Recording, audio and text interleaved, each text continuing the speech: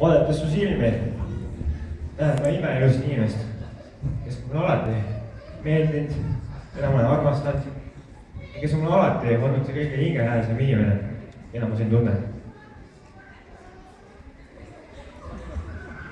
Kallis Heli, mõeldes sinule kaotan ma alati pea ja sinu silmadesse võiksin uppuda iga päev.